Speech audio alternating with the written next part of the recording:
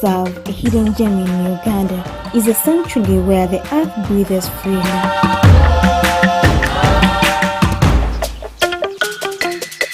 Nestled in the Karamoja region, this vast reserve stretches across an expanse of breathtaking landscapes, where the rolling hills meet endless savanna plains. Here, nature unfolds in all its untamed beauty, teeming with diverse wildlife.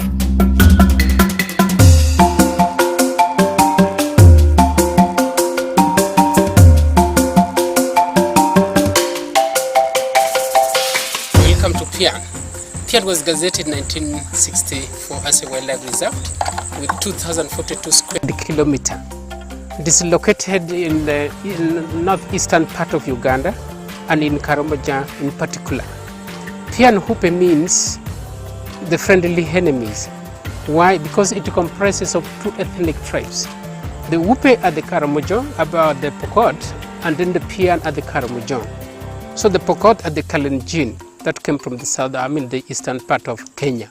And then the Pian are the Karamoja, which from here, all this belt up to Kidepo, of course. But this is the Pian, which is an ethnic tribe, sub-ethnic tribe of these people. However, Pian is being bordered by 4 provinces, if I can say, or region. One, from the north is Moroto, or the Karamoja region. And then from the west, we have Bateso. South, we have the Bagisu and the Sabin. And then the east, we have the Pokot, who are the Hupe in particular.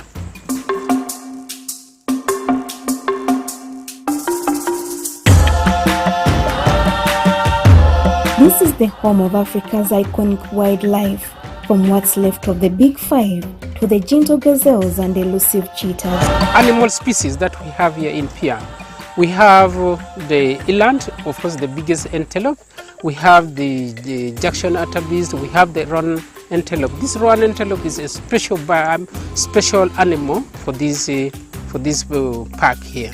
So we only find it has a black and white stripe on the forefront, and we only find it's only found here in this park, not any other park in Uganda. We only find them here.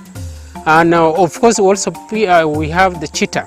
Pian here is also well renowned because of cheetah, and then the leopard. However, the bird species, we have over 600, about 600 different species of birds. This includes the most endemic one, the fox's weaver, the Karamoja apalis, which are not found in any other park, but we only find them here, and Kidepo. Rather to say along Karamoja belt, as you are driving from here to Moroto to Kidepo, you will find this special bird called Karamoja apalis. But the fox's weaver, we only find them here. And then, of course, fox kestrel, also we do find them here. Not forgetting the biggest bird, that's the ostrich, which we also do have them here. What activity do we carry up here? We do the game drive, we do the nature walk, we do the bird watching activity, and then the community cultural tourism, where we go and see these cultures. This Karamojong, how they portray their culture, what kind of dance do they have, what sort of accommodation do they have, and food that they eat. Besides that, we also do have the hiking activity. You can see that on the eastern part, we have the Kadam Mountain, which is about 3,600 meters above sea level. Besides, and then also this mountain you see in the park here is alongside Ahina Hill is where we are now. And then Napedet Cave, where we shall definitely be in for it tomorrow. Or we do the hiking safaris also along that place. Come to 2016, when I just come here, the turn-up of visitors was still low. And I'm happy with you, the journalists, that really took trouble in that year 2017 when. 2016 when I came up here, so we market up the place. After marketing, the visitors stand-up started shooting up, and now average in a month we can receive about 50 and above, something of the kind. And the revenue collection has also improved because of the turn-up of visitors. There is the encroachment by the neighboring communities, that is the Karamoja and the Pokot. And of course the raising of cows by the two ethnic tribes, because there is no any access way whereby these people can take their cows. So the only avenue for them for their cows to benefit is to sneak into the park. And our management, with the support from the law enforcement unit, we always really evacuate these people. We always go and chase them away from the park, because we have ever sensitized them and says, look, this is a place where the tourists comes in, they give us the revenue, and then 20% of the revenue collected from the visitors, these visitors are taken to you for social services like schools, hospital, and then roads. Now, besides, much as they are understanding the value of conservation, and which is a challenge, much as they are understanding the value of conservation, they are still coming in, which is still, I know, gradually, as we teach them, as we sensitize them, they are going to stop that. However, there's a partner which has come in. I'm not yet so sure. I'm not yet so sure about it, but that's the Space for Giant, which are coming up. They are supporting us so much in the conservation part of it. Like they said, yes, when they start up, they are coming to fence up the park, which I'm not yet so sure. With the electric fence, what is done in Queen, they also bring it up here. Already the guy or the team are already here, but when are they starting the work is not yet known. But hopefully if they come, things will stop. Why to me really I'm happy for this place, or I'm promoting this place to be a national park, is that one, the security, the disarmament has already been done. Is the security threat is no more, whereby maybe yes, you can receive the visitors from the airport and then say, where can I take it to Pian? And then the first thing that comes into your mind is insecurity. But now it's no more. There's freedom of movement. Two, the road is being worked on. And as you came, you see them how the turkeys have worked on the road, which means that's already a promotion of the tourism activity in the park. The time I came, I just said, the time I came in 2016, we had only 3 rooms. So 3 rooms now, we have expanded it more 6 rooms. That's the round antelope nest, which we saw it when you came in. That were the rooms which is checked on. Already we have rooms that can accommodate about 15 people plus, which means there's still more extension, more room to extend. Besides that, there are already investors that has already come and they have bought the land next to the park, which means even if we don't have much more accommodation, these partners, these investors who are already bought the land for the lodges, we would definitely support the accommodation system. So no more question of accommodation is catered for.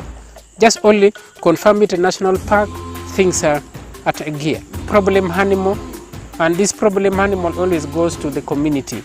And what do they go? Majorly the leopard, cheetah, they go to look for this community, the goals of the community. And then sometimes the community who are bad-hearted, who are not friendly, they tend to kill up these animals. And then some of them who are friendly and who knows the value of conservation, they call us and said, yes, we have seen your animal here, come and get them. Yeah, actually we can, it's not all that very common cases, but like this time where people are cultivating crops, so when the crops are nearly rising, growing up, flowering, and then putting maize has grown up, so this eland and then the Jackson Attabis also go and destroy up these crops. That's when now we sell, which means it's a seasonal problem animal for the eland and then the roan antelope, Jackson Attabis. But the leopard and the cheetah, it's not actually is a continuous process. We always tell them, no, we don't have compensation policy because it's not provided for. It is to be passed by the parliament, and then parliament bring it to who sent it to us and says, okay, if the animal eats your crops or kills somebody, this is the terms and conditions of payment.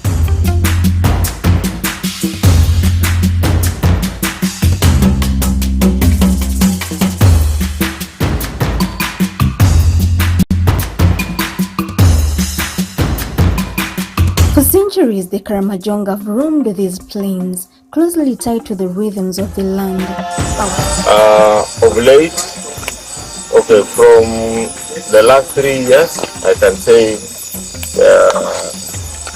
2022, we received 850 tourists that year, and 2023, we received 1,200. So we have seen the number increasing, and equally the revenue which we are getting also increasing. Another tourist flow that comes to Piano Bay are the sport hunters. These people come for sport hunting, specific wildlife species, and they pay money to the government. These are the high-paying tourists that we receive here. A wildlife oven, and people who came here by the city state, so I have very good memories about the wildlife numbers, and even in terms of pictures, even in terms of the censuses, the numbers were really more. But as you are aware, when there were a lot of these overthrows, actually from the 70s, the wildlife numbers were down. Why? Government was, actually the game department could not manage these places, and then it reached the climax in 19 during the overthrow of Amin, when the guns went to the local people, and in the process, they really wiped all the wildlife there. And, some of the animals actually disappeared completely, like the giraffes disappeared. They were all killed because this place became unmanageable. The guns were in local people's hands, and life was not easy here. It was almost like a failed state until when the NRM came up to bring some peace and order and brought some disarmament. So the numbers of the wildlife increasing. So when you are conserving, protecting resources that people want to use, even illegally, definitely challenges are bound to come. So some of the most pressing challenges we are seeing is poaching. You know, these areas are surrounded by very poor communities, and to them, they see this wildlife and feel that it should be really big because it's the only source of protein. So poaching is one of the challenges. We also have seen the encroachment coming in this area, just because most of the local people look at it like it's land which is wasted, and then it's better to cultivate. So we have those challenges of encroachment. We have challenges of human-wildlife conflict. The wildlife numbers have increased to some extent, and these animals go out and do a lot of havoc. The buffaloes go to Kenya and eat people's maize and other crops. The hyenas go here and kill people's cows. So those are some of the challenges. We also have containment areas. There are people who settle in some part of the reserve, and we have government has given us authority to contain them as they are looking for alternatives. We have issues of invasive species. Because of climate change, we have seen this area getting covered by Lantana camara, the Karamoja Subregion, and all these are occupying or curtailing the normal grass. Some of them you find the trees have grown and they are destroying the grass, which the herbivores want to eat. So invasive species is one of them. And we have issues of climate change. Climate change is real. It's also impacting on these protected areas. So we are seeing some of the time it becomes hot, that like in the Feb, I think it was the hottest we recorded, and because of the heat, some of the areas became too dry, and the fires come in. We are doing sensitization with communities here to make sure that they protect their cows. You know, we realize that cows which are protected, the hyenas and the leopards don't predate on them. But when you leave your cows outside roaming, so we are sensitizing communities to make sure that they protect and create kraals for the animals so that they are able to be protected from the hyenas. Yes. Even we all need to grow from a child to an adult, maybe one. So definitely it's upgrade to a national park will attract in more money, more family, because the grade is like if you're a first grader, you get more attention. If you're a second grader, you get so upgrading it will call in for more funding and better and effective management, because funding is has been our problem, and when we promote it, and also upgrading it will make sure that we manage it effectively to be able so that they can produce, the ecosystem can produce the goods and services which are very important for which these areas have been gazetted for. This area is being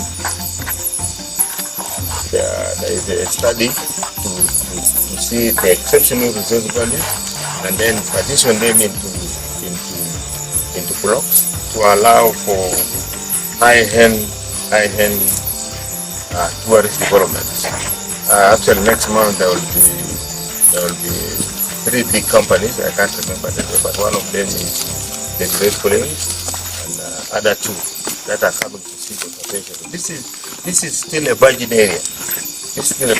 So for potential tourists to come, and what we only need is, for us, we are part of UA, and we pick in from the strategic plan of UA, and we are seeing us leading even in mountaineering. Once we start, it's a product which has not been there, but because of this mountain, we are going to develop mountaineering.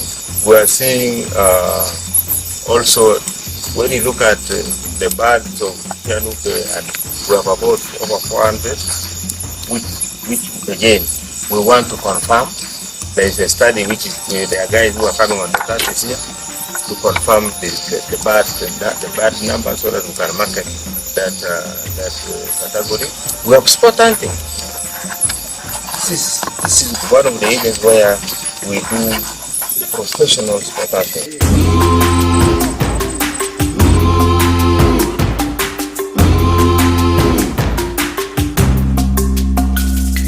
As populations have grown and resources stretched thin, human-wildlife conflict has become an increasingly significant challenge. As human settlements expand and agriculture encroaches on wildlife corridors, the peaceful coexistence between humans and wildlife is often disrupted. The Karamoja people face challenges as elephants raid crops, wildcats attack livestock, and other wildlife sometimes wander too close to human settlements. Uganda Wildlife Authority works with the Karamoja and other local communities, helping to implement strategies to reduce conflicts, from building stronger fences and setting up early warning systems to establishing compensation programs for lost livestock. Guys, you are welcome to this village. This is Lomoronyangai village, where we have brought up the people. You guys and the community there, you are seeing, these are the people who perform the cultural dance, and they are truly dressed up in the low traditional wear of the Karamoja, and it exactly portrays the culture.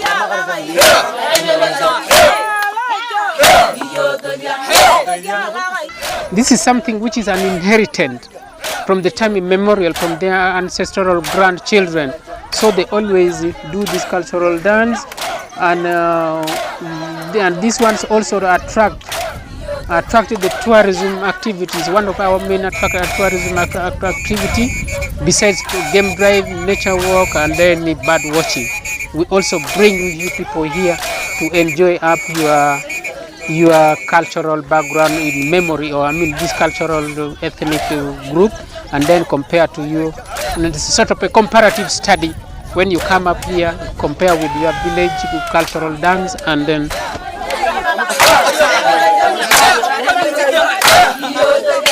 also in the cultural dance there, that's where boys start selecting girls, the one they feel like to love. They find them from the cultural dance there.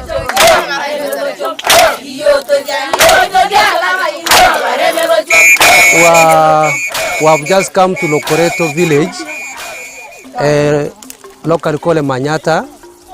So we want to see the setup in one village, what they call families, and they put it surrounding the kraal. The kraal is a collective place where all the cows of these villages will be kept. But at the moment, they have shifted it to the bush. So what we are checking here is the way they stay in the evening, the way they reside, the way they eat after they have cooked their meals.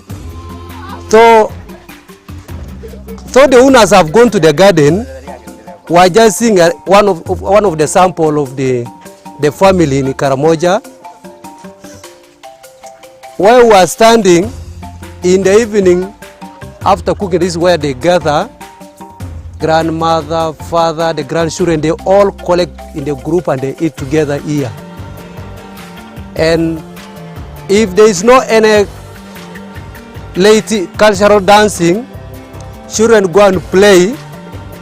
Children go and play with the rest of the children, but the grandmother will remain with one of the young ones to educate how the setup of the Karamojong is in by ancestral settings. We have the manyatas around us. You are looking around. These manyatas here, these are their accommodation where they are residing from. They sleep inside and then they cook also from that place there. The houses you see, the father and the mother will be residing in one. Any elder daughter that gets married,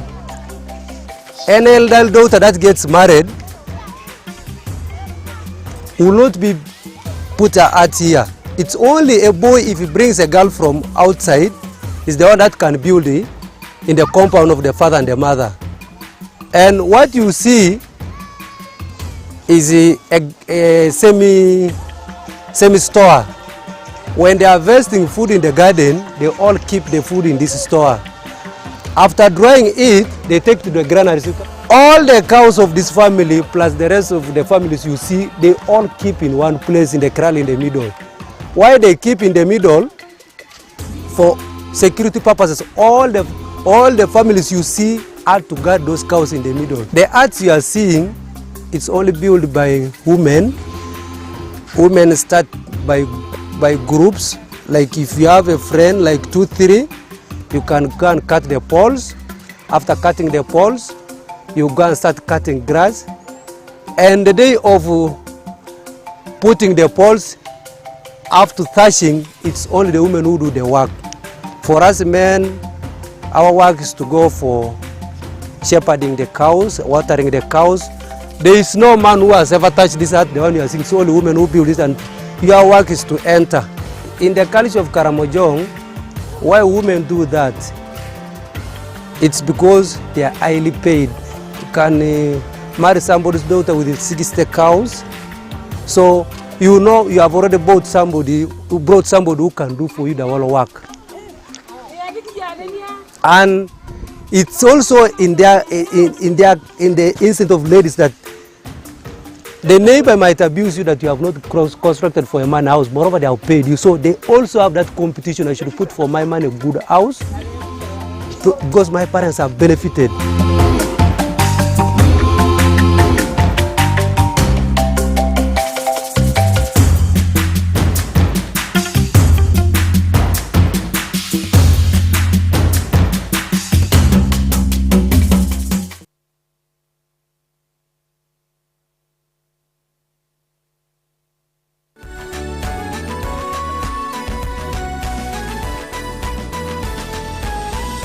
Good Day TV, transforming your life.